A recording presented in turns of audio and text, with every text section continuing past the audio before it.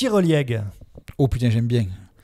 Alors je connais pas, non, c'est ça, tu l'as inventé, mais j'aime bien, il sonne bien. Tyrolieg, c'est simple, c'est quand un mec qui se fait une sègue dans le lit, il faut qu'il sorte travailler, tu le tires, tu vois, c'est un instrument. Tirer le mec de. Voilà, il faut que tu arrêtes ta sègue, c'est un tyrolieg.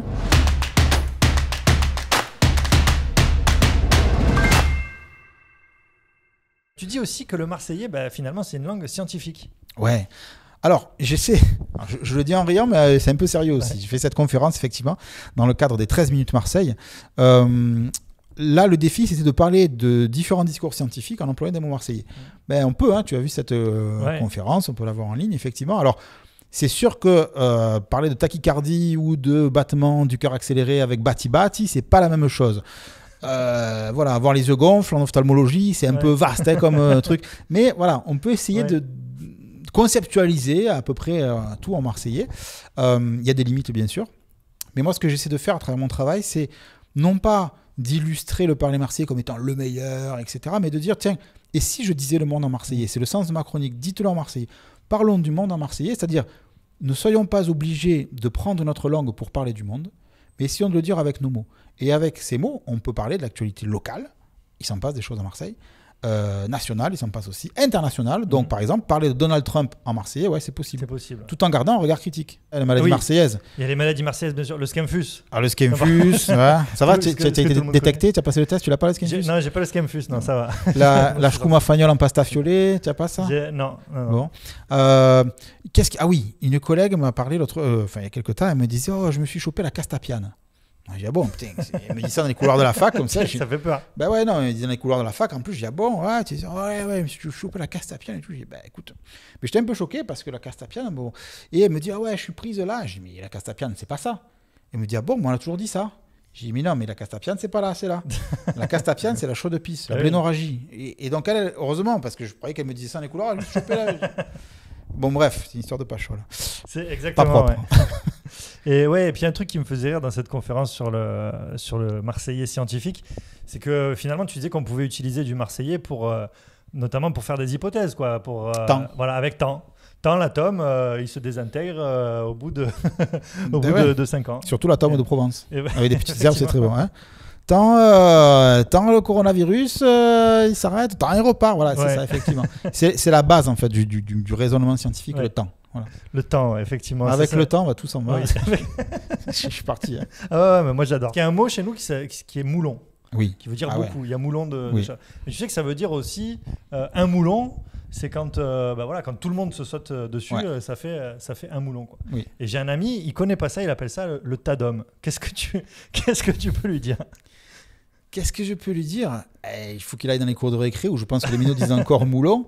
Mais alors, ça peut être un tas de femmes aussi. Ou tas d'hommes et de femmes, le moulon d'ailleurs. Voilà. Et lui, bizarrement, il dit que tas d'hommes. Alors après, peut-être que. D'accord, après, c'est genré, je sais pas. Ouais. Non, mais le moulon, effectivement, un moulon de chaussettes, un moulon de câbles, là, c'est mélangé chez vous. Et un moulon, effectivement, de gens. Voilà. Oui, mais c'est vrai que c'est marrant, ça commence à s'est transformé de. Un mot qui veut dire beaucoup, il y a moulon de câble. On fait un moulon qui est une activité qui, on va dire, est pas forcément hyper documentée. Non, tu vois ce que je veux dire? Non. Mais en fait, le moulon, au départ, c'est un tas, vraiment, c'est la notion de tas. Et c'est après, par la suite, que c'est devenu beaucoup. Un moulon, c'est un tas d'eux, en fait. Quand tu dis, putain, j'ai eu un tas d'embrouilles, tu vois, c'est l'image du tas qui fait que c'est devenu un nom qui... je sais pas l'analyser grammaticalement. Bref. Petite anecdote que je vais te raconter. Un jour, j'avais des voisins à moi qui faisaient bordel, quoi, tu vois, musique à fond et tout ça. Et j'ai un autre voisin qui est descendu, tu vois, en slip. En slip, pardon, c'est vrai, Marseille, on dit un slip avec un Z. Comme Zoro. Et il leur a tiré un caillou comme ça dans la fenêtre, tu vois, donc ils ont arrêté la musique, ils sont sortis et il a dit, et donc ils ont dit, ça va pas d'envoyer un caillou comme ça et tout. Et il a dit, si tu me coupes pas cette musique, je monte et je vous encule à tous. Ah oui, à tous. À tous. Et ça, du coup, je me suis dit, transformation du COD en COI. Ouais. C'est bien de chez nous, ça aussi. Ouais, parce qu'on encule tout, y compris la grammaire. Oui. Voilà. Alors, pourquoi est-ce qu'on a cette préposition qui arrive là? J'en sais rien. Et bien c'est comme, s'il y a un truc bizarre aussi, bon, on reste dans la poésie, hein. Il y a deux écoles. Est-ce qu'on dit va un peu te faire enculer ou va te faire un peu enculer? C'est comme Schtroumpf et Schtroumpf, tu sais, voilà, vaste débat. Donc, effectivement, on a des petites tournures comme ça qui sont des variantes grammaticales. Alors, à tous, je sais pas, je vais te donner le ballon à toi. Voilà, on a tendance comme ça à en rajouter un petit peu sur le. Voilà, on aime bien en rajouter en général. Donc, peut-être grammaticalement, on rajoute une sorte de. Mais je vais vous enculer, mais non pas tous, mais à tous. Vraiment, vous en aurez tous une distribution généreuse de. Voilà. C'est sympa. Mais je me dis, il y a peut-être une autre langue latine, non? Ou je sais pas, peut-être en italien ou quoi, où ça fonctionne comme ça et qui aurait, bonne hypothèse. Genre, je crois pas dans ce sens-là, parce que là, on a une préposition qui est relativement, enfin, qui me semble bien française. Par contre, ça marche pour des trucs comme dépêche-toi qu'on est en retard.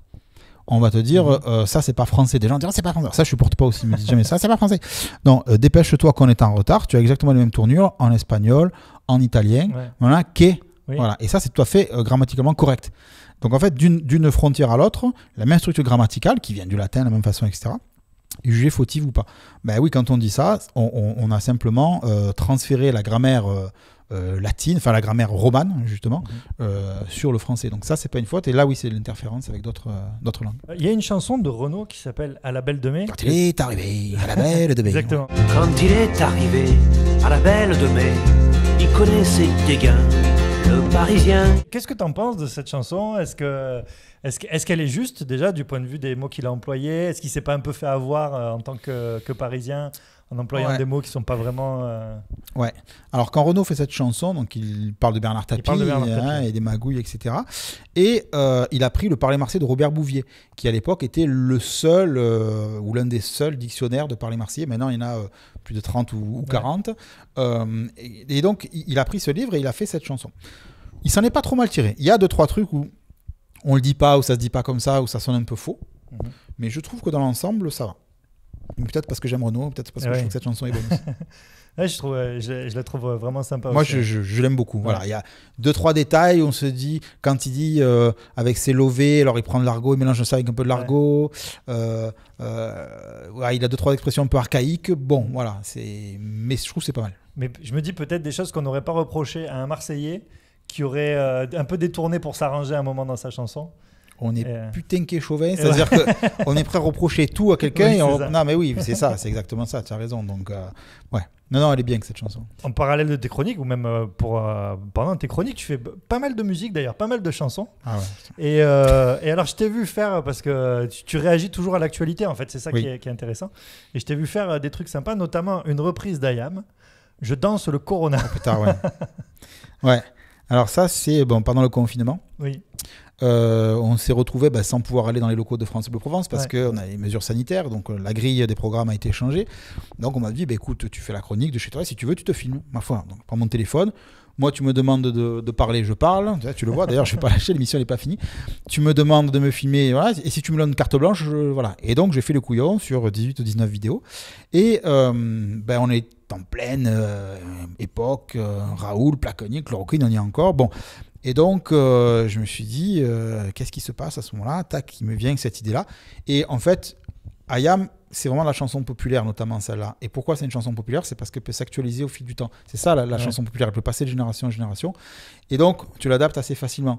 Cette vidéo-là, ça m'a demandé le plus de travail parce qu'il fallait gérer un pseudo-costume de moitié Raoult, moitié rappeur, avec des lunettes de couleur un peu improbable, seul dans mon salon avec mon téléphone, le texte derrière, parce que je ne pouvais pas tout apprendre par cœur, donc il fallait que je regarde sur l'écran grossi comme ça, calculer le cadrage, la chaleur du costume, pas parler trop fort, parce que j'ai des voisins qui, à force de me dire, mais il est couillon, il parle seul dans l'après-midi. Et donc, je devais gérer ça, faire le rappeur. Donc, j'ai fait au moins 10 prises pour chaque séquence, alors que les autres, c'était plutôt du one-shot. Là, j'ai fait à peu près 10 prises. Je ne suis pas mécontent du truc parce que je trouve que comment dire, je pense que ça marque une époque. Ce qu'on a vécu, c'est une époque historique et que grâce à ça, et plein d'autres choses, qu'on a vu beaucoup de choses humoristiques, l'humour permet d'ancrer un peu des sentiments, des sensations qu'on a vécues.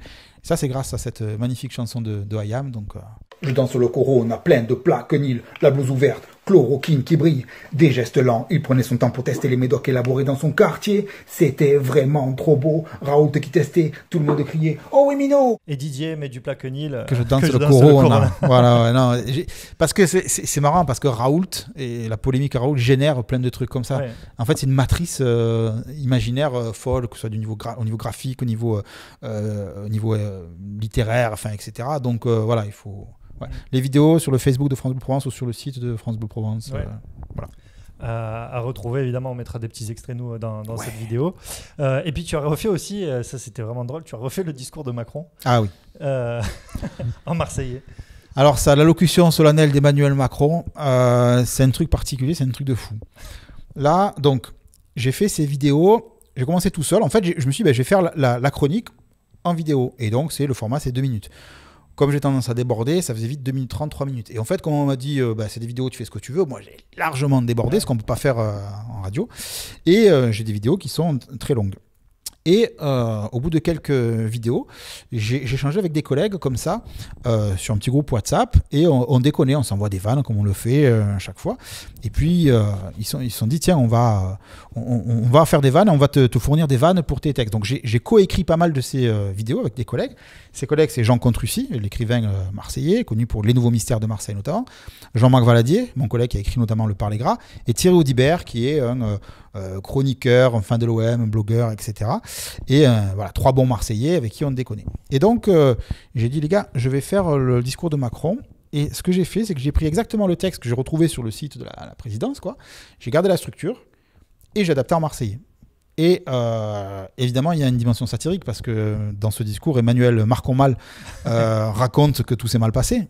Voilà. Mes chers compatriotes, collègues, cousins, cousines, j'ai décidé de venir parler dans votre poste car nous sommes en train de vivre des jours difficiles. Des jours putain qui difficiles. Déguin n'avait jamais vécu ça. Déguin.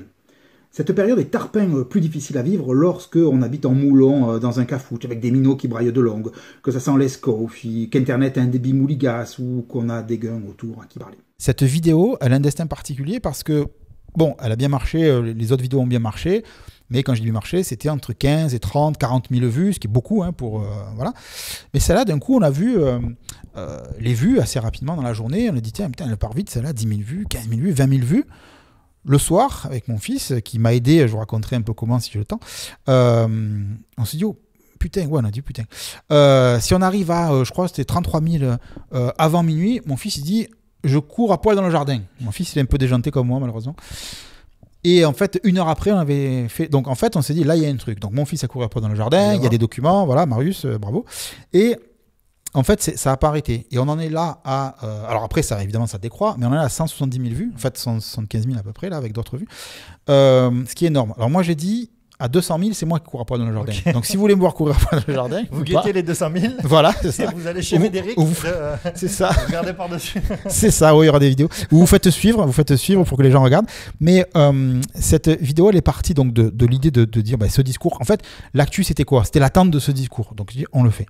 Quelques jours après. Et donc, ça part d'un accessoire aussi. Mon pote Jean-Marc Valadier me porte cet accessoire improbable que tu as vu. Oui. C'est une sorte de masque, enfin de carnaval, mais c'est une télé en fait. Ouais. Dedans, et tu as la tête dans la télé. Tu parles dans le poste, quoi. Et à partir de là, je fais le discours. Et avec les moyens du bord, parce qu'on était en confinement, je le rappelle, mon fils qui soulève un petit rideau, on joue vaguement la Marseillaise avec un pipeau. Ouais. Il y a oui, parce que du coup, le rideau, il y a une coupure pub aussi. Ah, la coupure pub. Alors, la coupure pub, c'était pour 2 raisons. D'une part, parce qu'il fallait faire 2 fichiers séparés, parce que sinon, c'est trop lourd. Et aussi, pour changer les costumes et tout, pour se souffler un peu. Et effectivement, il y a une pub que j'adore. On a fait une prise là aussi, sur le pastis solo, avec mon fils, donc qui participe. Et en fait, c'est devenu le quotidien de raconter le confinement en marseillais. Et je me suis pris au jeu. Et donc cette vidéo, elle me touche parce que donc d'une part les collègues ont participé, donc j'ai pas écrit tout seul. Mon fils a beaucoup participé, il a filmé tout ça, et on a fait pratiquement une prise pour celle-là, contrairement à Je danse le Corona, et voir que c'est devenu un objet populaire parce qu'après ça suit. Et des gens m'ont dit, enfin j'ai vu ça en Belgique, j'ai vu ça au Québec, etc. Parce que voilà, je me dis t'as fait un truc, t'as fait sortir le Marseillais du local. Et les gens ont rigolé, voilà, comme on pourrait rire d'un truc canadien ou quoi. Je dis, c'est cool. Ces chroniques, c'est aussi l'occasion, comme tu le disais tout à l'heure, et puis comme tu l'as fait un peu aussi tout à l'heure avec l'université, de passer des messages finalement, de dire des choses. Et alors c'est le cas, alors il y a plein d'exemples dedans, mais j'en ai noté une par exemple, c'est tu fais toute une chronique sur l'Aquarius, c'était l'actualité du moment, ce qui permet de parler du mot néguer. Voilà, qui veut dire noyer. Peut-être tu peux nous en dire quelques mots. Je crois que c'était tant l'Aquarius sera là, je me nègre. Je vais reprendre Renaud là aussi. Alors, elle me touche beaucoup celle-là et je suis content que tu la sortes parce qu'effectivement, c'est très délicat l'exercice que je fais parce que je suis chroniqueur sur France Bleu Provence. Moi, je suis encarté nulle part et ça me va très bien. J'aime bien avoir la parole libre, franche. Voilà. Mais je parle sur une radio de service public et je ne fais pas de politique et je ne dois pas passer un message politique. Ça, c'est très clair. Par contre, je suis quelqu'un qui est un citoyen aussi, qui est engagé, qui a des valeurs humanistes. C'est aussi les valeurs de la radio. C'est une radio qui prône le vivre ensemble, etc. Donc, tout en étant à la limite d'un discours politique, mais pour moi, c'est un discours politique au sens large du terme. C'est-à-dire que, oui, je défends des valeurs humanistes et je le ferai tout le temps. C'est-à-dire que personne ne me coupera le micro. Si on me le coupe, j'irai le dire sur d'autres, ailleurs ou tout seul. Mais je ne peux pas ne pas dire. Et en fait, faire des chroniques et ne pas parler de ce qui se passe, ça ne me va pas au bout d'un moment. Je ne peux pas dire regardez le Capet aujourd'hui alors qu'il se passe ça. Qu'est-ce qui se passait à ce moment-là? Les ports de Méditerranée fermaient leurs portes, y compris la France, aux gens qui crèvent. Et je me dis mais t'en parles pas? J'en parle alors, de manière humoristique, de manière décalée, mais j'avais beaucoup d'émotions. D'une part parce que j'ai joué en direct avec la guitare cette chanson en studio, parce que j'aime beaucoup Renaud et parce que c'était un sujet difficile, quoi. Donc voilà, mais j'ai parlé aussi de Bolsonaro et effectivement il fallait en parler, je peux pas ne pas en parler, de Trump à plusieurs reprises, de l'homophobie, de la montée du fascisme en Europe, alors toujours de manière subtile parce qu'encore une fois moi je ne délivre pas un message politique pour un quelconque parti ou quoi, mais oui c'est un message politique ou un message citoyen d'un humaniste, d'un universitaire et qui pense que ce qu'on vit doit être partagé au niveau universel, voilà. Donc Ouais, et en fait, moi, c'est ça que je trouve très efficace, c'est ce côté, ce contraste, en fait, entre l'humour, à la fois on apprend des choses sur nos racines, si on peut dire ça comme ça, en tout cas en tant que Marseillais, que Provençal, et puis ce point de vue sur l'actualité, l'international et tout ça. Ouais. C'est comme la rue d'Aubagne, excuse-moi, mais quand arrive cet événement-là, moi j'arrive le matin en studio, je ne peux pas ne pas parler de ça. Ouais. Mais comment en parler? C'est super délicat. Tu fais quoi? Tu accuses pas, tu parles. Alors j'ai trouvé des mots, j'ai trouvé un mot, etc. Derrière, tu sens de la colère, tu sens de la tristesse, tu sens des choses comme ça. Mais on ne peut qu'en parler. Ce qui fait que des fois, c'est compliqué parce que ce défi de toujours être dans l'actualité fait que parfois, l'actualité, je ne peux pas y échapper et le message doit être juste. Et c'est dur de trouver les mots justes parfois. Alors c'est pour ça, moi je te disais hors antenne que je trouvais que la couverture ne te rendait pas totalement hommage, parce que quand on voit ce livre, on peut se dire voilà, ça va être une pagnolade et tout ça. Et non, à la fois je peux te dire que vous allez vous marrer, c'est clair.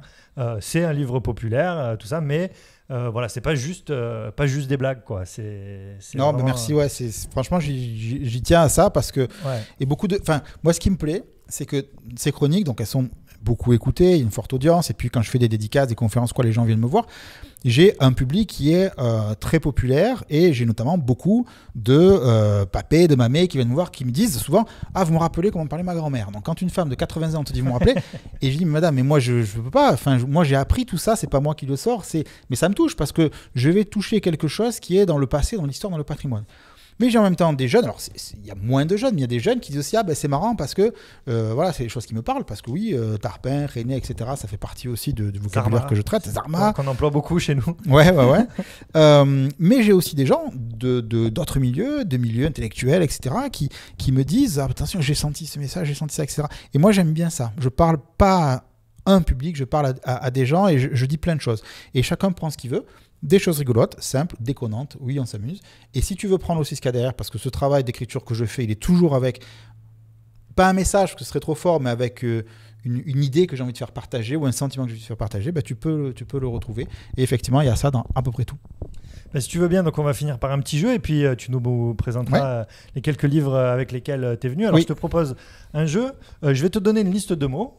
Dedans, il y en a qui sont des mots du parler marseillais que j'ai glané ci et là sur le net. J'ai plutôt pris des mots qu'on n'emploie pas, voilà, pas dégain et tout ça. Ouais. Et puis dedans, il y en a qui sont nés dans mon esprit malade. Et il faut que tu arrives à me dire si c'est un vrai mot ou si c'est un mot que j'ai inventé. D'accord. Si c'est un vrai mot, bah, on va dire qu'est-ce que c'est, qu'est-ce que ça veut dire. Si c'est un faux mot, il faut trouver une définition à ce mot que j'ai inventé. Ça va ? Ça me plaît. Alors, le premier mot, c'est bougnette. Oui. Alors, la bougnette, c'est la tâche. C'est la tâche tout à fait. que tu fais. Voilà. Donc, ouais. Le ganchu.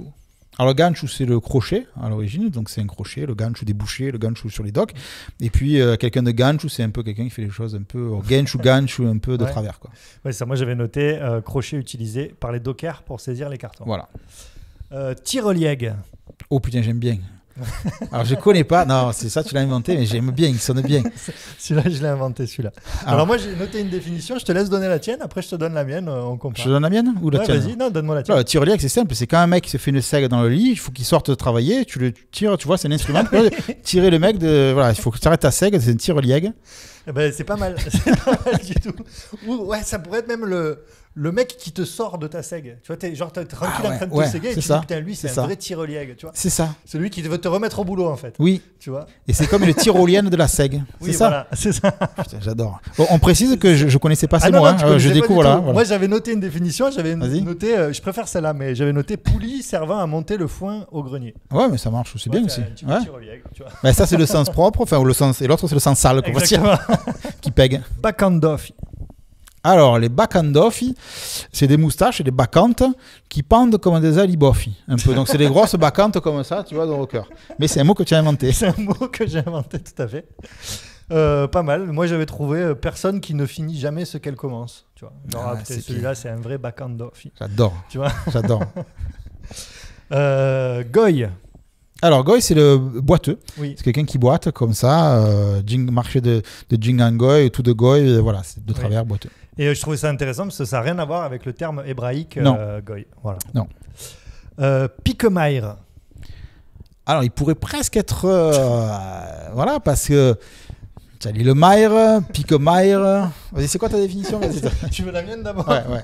Un tueur en série, mais qui tue exclusivement au couteau. Ah tu vois, genre, oh pauvre Guy Georges, c'était un vrai piquemaire celui-là. Ah ouais, c'est pas mal. Je sais pas si.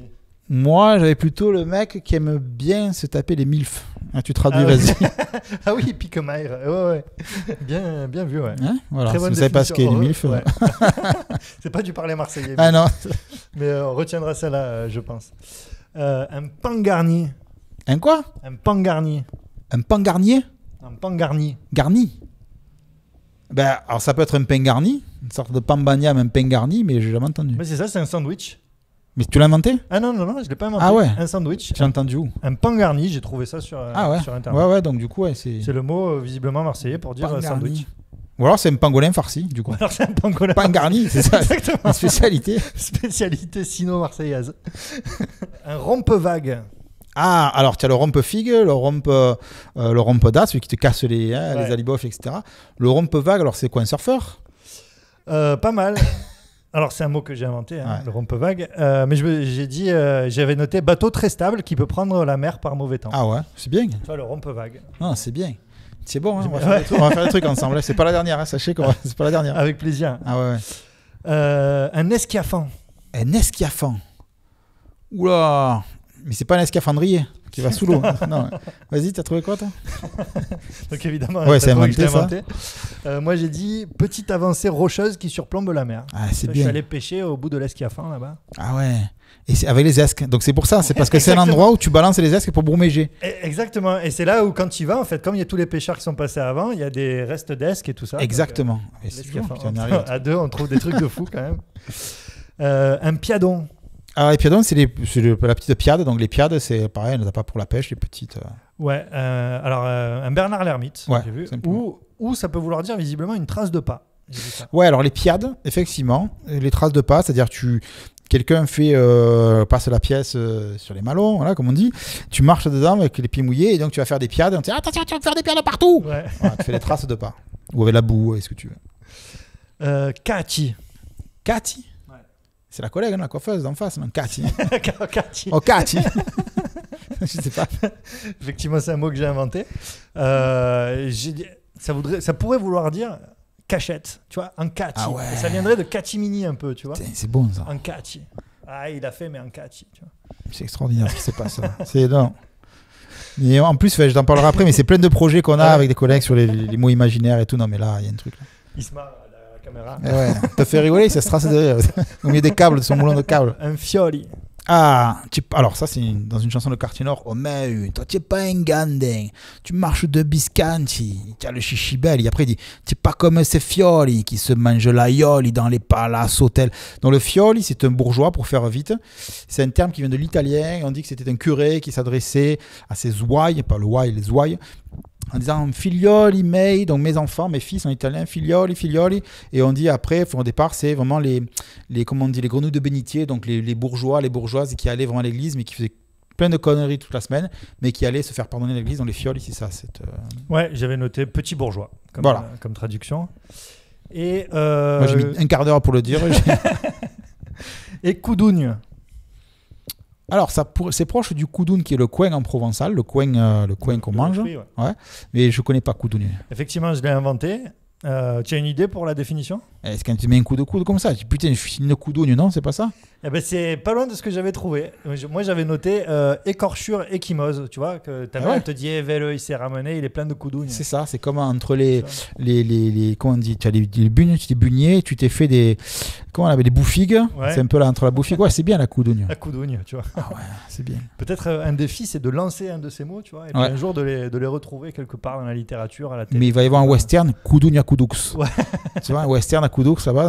On va arriver sur la fin de cet entretien. Tu es venu avec quelques livres. Toujours, ouais. Tu voulais nous en parler? En fait, je travaille aussi donc, pour les éditions du Fiou-Pellan avec mon collègue Jean-Marc Valadier. Et dans ce qu'on publie, il y a des livres qui nous tiennent à cœur. Alors, il y a des textes de Robert Dagany sur le parler marseillais des années d'après-guerre, donc La Muette d'Arenc ou Les Nistons d'Arenc. Il y a des livres il y a Minot de François Thomazeau qui est un recueil d'histoires de Minot. Ouais. Et il y a celui-là que j'aime bien, c'est Jean Contrucy, La vérité vraie sur la fondation de Marseille. Et en gros, c'est le récit de la fondation de Marseille par Protis Égyptis, mais de manière à la fois presque réaliste et déjantée. Donc ça, c'est du parler marseillais en action historique. On va montrer, c'est le premier volet tout à l'heure. J'ai montré Dites-le encore en Marseille, ça c'est le premier volet. J'étais jeune à l'époque. Et là, je mets Édouard Philippise. Tu sais, et deux en particulier, Henri-Frédéric Blanc, ça c'est un auteur que vous devez lire, connaître, parce que c'est un philosophe, mais qui ne te fait pas caguer. C'est-à-dire que lui, il dit que la philosophie, il faut la faire passer au plus grand nombre sur le modèle des philosophies orientales, c'est-à-dire qu'il faut des images, des métaphores, de l'histoire et pas des trucs, des concepts que personne n'y entrave nib. Donc, il écrit des textes marseillais, de la philosophie en marseillais. Là, vous avez De la sardinitude, qui est éloge de l'esprit marseillais. Donc, c'est un texte qui parle de la littérature et pourquoi on peut faire de la littérature en marseillais et pas en parisien. Et discours sur l'universalité de l'esprit marseillais. Ça, c'est un texte culte fondateur qu'il avait écrit, qu'on a ressorti. Là aussi, où il dit qu'être marseillais, c'est être universel et pas du tout être local. Et ça rejoint ce que disent certains auteurs marseillais, comme Pagnol, parce que la trilogie de Pagnol, elle est universelle. Ce que nous dit Pagnol, c'est pas du régionalisme. Voilà, donc ça, c'est important parce que c'est là aussi du sérieux, mais dit en marseillais. Donc, on peut dire des choses sérieuses et faire de la littérature en marseillais. C'est vrai. D'ailleurs, il y a une sorte, je ne sais plus si c'est Massilia ou peut-être Gary avec Waystar qui avait plus ou moins théorisé ça, mais il y a un langage, peut-être encore un sous-dialecte du marseillais qui est un mélange, tu sais, d'anglais, d'américain et de marseillais, quoi. Alors Waystar, ils avaient fait une chanson comme ça, c'était And I smoke marijuana And I smoke marijuana every day. Voilà. Yesterday I went to the doctor. And he said to me, I've got the cholera. What? You've got the cholera? Yes. The fucking choléra. Wow. Donc voilà, c'est peut-être pour rejoindre ton idée du Marseillais universel. Oui, on s'adapte à toutes les langues. Exactement. Et il y en a encore un, guide de conversation, je vois ça. Ouais, ça c'est le Marseillais pour les nuls. Ça c'est la collection donc pour les nuls, pour les niais, pour les insuqués, pour les cabestrons, ce que vous voulez. Voilà, c'est un guide de conversation qui est plutôt bien fait dans la collection chez First, quoi. Donc voilà. Et tu as aussi, parce qu'il y a le livre le Marseillais pour les nuls, tu as collaboré. J'ai participé avec Pierre Edmond Échinard, formidable travail parce qu'il y avait deux historiens références sur Marseille. Moi j'ai fait quelques chapitres sur le parler, etc., la culture. Et ouais, ça reste un livre bien. Médéric, merci beaucoup en tout cas de nous avoir accordé ce temps pour pour cet entretien. J'espère qu'on te reverra bientôt chez nous parce qu'il faut que tu viennes commenter un match. Ah ouais, ça, franchement, ouais, quand vous voulez. Ouais, ce sera avec grand plaisir. On va se régaler. Lui, derrière, il va devenir fou parce que déjà, avec mes calembours, il devient fou. Ah, mais là, mais on si va tu pas t'y s'arrêter. mets toi aussi. Ah putain, mais ça va être la folie. Moi, j'ai passé un super moment. Merci. Et merci d'avoir préparé cette émission parce que ça me fait plaisir, tu vois, quand tu viens et que on te pose des questions sur des choses qui ont été cherchées ou tu as compris des choses. Donc, ça me touche beaucoup. Merci. Eh ben, merci à C'était toi. tarpin bien. Ouais, je rappelle. Je vais montrer ton livre, dites-le encore en marseillais, qu'on peut se procurer partout. Bien sûr, vous pouvez l'acheter, vous pouvez le voler, mais discrètement. Voilà. Et évidemment, ta chronique sur France Bleu qui s'appelle Dites-le en marseillais. Tous les matins, 7h40, après c'est rediffusé, le podcast, tout ce que vous voulez. Merci beaucoup, Médéric. Ciao, merci.